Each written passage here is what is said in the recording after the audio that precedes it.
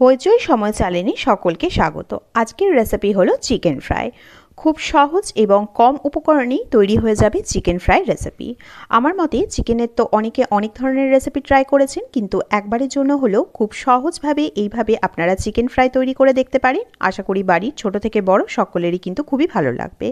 আর এইভাবে যদি ঘরোয়া উপকরণ দিয়ে চটজলদি সুস্বাদু চিকেন ফ্রাই রেসিপি তৈরি করা যায়, তাহলে কিন্তু গরম রুটি, বাটার নান বা পরোটা সবের সাথেই কিন্তু অসাধারণ লাগবে।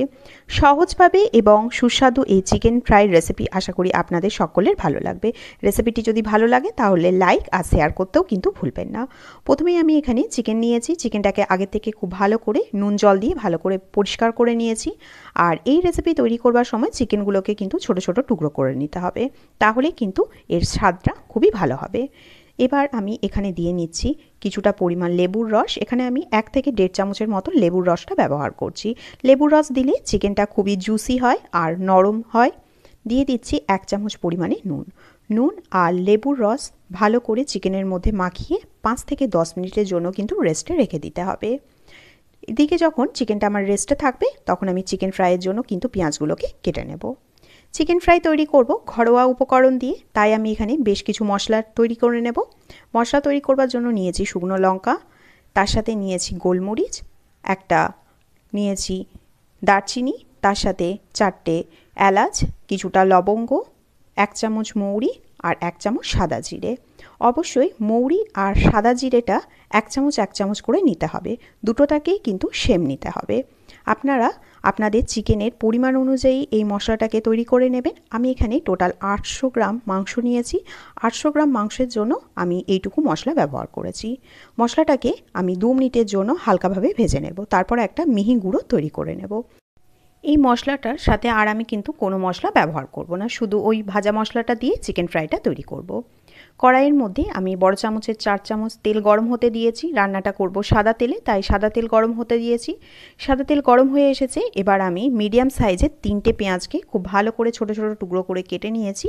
এখন আমি পেঁয়াজটাকে মিডিয়াম টু হাই ফ্লেমে ভেজে নেব। পেঁয়াজটাকে কিন্তু খুব ভালোভাবে ভেজে নিতে হবে।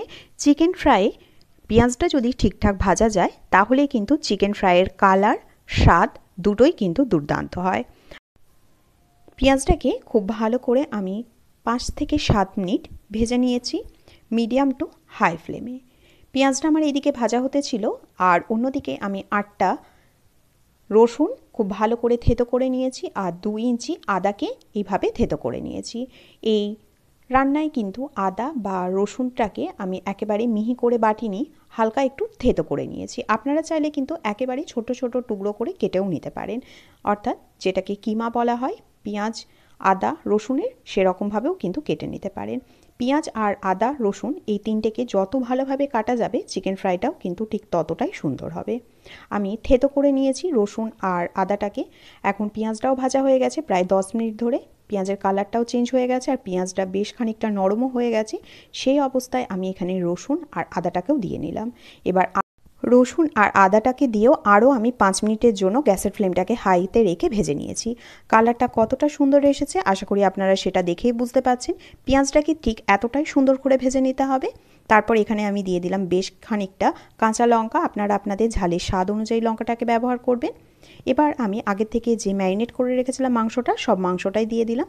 দিয়ে দিচ্ছি কালারের জন্য সামান্য একটু হলুদের গুঁড়ো, আর দিয়ে দেব কিছুটা নুন যেহেতু একবার আমরা দিয়ে ম্যারিনেট করে রেখেছিলাম মাংসটাকে, তাই নুনটা অবশ্যই আপনাদেরকে একটু বুঝে দিতে হবে। খুব ভালো করে মাংসর সাথে পেঁয়াজ আদা আর রসুনটাকে মিশিয়ে নিতে হবে। এইভাবে যদি চিকেন ফ্রাই তৈরি করা যায়, তাহলে আশা করি চিকেনের আর অন্য কোনো রেসিপি ভালো লাগবে না। এরপর আমি দিয়ে দিচ্ছি সামান্য কিছু কারি পাতা আর দিয়ে দিচ্ছি কিছুটা ধনেপাতা। চিকেন ফ্রাইয়ে অবশ্যই কারি পাতাটা ব্যবহার করতে হবে। কারি পাতা ধনেপাতা দিয়ে খুব ভালো করে মিশিয়ে আমি ওপর থেকে একটা ঢাকা দিয়ে দেব, আর গ্যাসের ফ্লেমটাকে মিডিয়ামে রেখে 10 মিনিটের জন্য রান্নাটা হতে দেব। খুব ভালো করে মেশানো হয়ে গেছে, এরপরই আমি ঢাকাটা দিয়ে দেব। ঢাকা দিয়ে আমি প্রায় 10 মিনিটের মতো রান্নাটা করে নিয়েছিলাম। দেখুন 10 মিনিট পর আপনাদেরকে দেখাচ্ছি কতটা জল বেরিয়েছে আমার চিকেন থেকে, আর এক্সট্রা কিন্তু তেলও বের হয়ে এসেছে।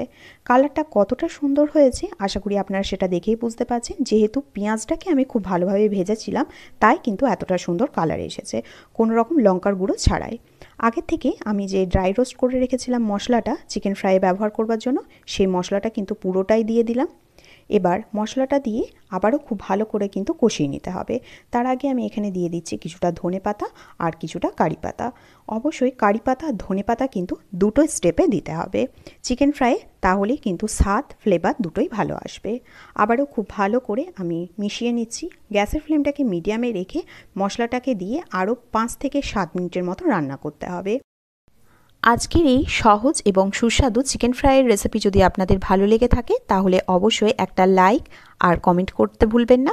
আর চ্যানেলটিতে যদি নতুন হয়ে থাকেন তাহলে অবশ্যই চ্যানেলটিকে সাবস্ক্রাইব করে নেওয়ারও অনুরোধ রইল। গ্রেভিটা কতটা সুন্দর হয়েছে আশা করি আপনারা সেটা দেখেই বুঝতে পারছেন। আমার একেবারে কিন্তু তৈরি হয়ে গেছে আজকের এই চিকেন ফ্রাই রেসিপি। আমি এরপর গরম গরম বাটার নানের সাহায্যে এটাকে সার্ভ করব। আর এই বাটার নানের রেসিপিও কিন্তু আমার চ্যানেলে দেওয়া আছে, আপনারা চাইলে কিন্তু বাটার নানের রেসিপিটাও দেখে আসতে পারেন, আশা করি ভালো লাগবে। আজকের রেসিপি যদি ভালো লেগে থাকে তাহলে অবশ্যই আমাকে কমেন্ট করেও কিন্তু জানাতে ভুলবেন না। আমার কাছে চিকেনের আরও 5টা রেসিপির থেকে সবথেকে সহজ এবং কম উপকরণ আর চটজলদি তৈরি হয়ে যায় সুস্বাদু এই চিকেন ফ্রাই রেসিপি। তাই দেরি না করে অবশ্যই একবারের জন্য হলেও বানিয়ে নিতে পারেন চিকেনের এই সুস্বাদু রেসিপিটি। আর রেসিপিটি যদি ভালো লেগে থাকে তাহলে অবশ্যই চ্যানেলটিকে সাবস্ক্রাইব করে নেওয়ারও অনুরোধ রইল। আর পাশে থাকা বেল আইকনটিকেও প্রেস করে রাখবেন, তাহলে খুব সহজেই সমস্ত রেসিপি আপনাদের কাছে সর্বপ্রথম পৌঁছে যাবে। ভালো থাকবেন, সুস্থ থাকবেন। অসংখ্য ধন্যবাদ।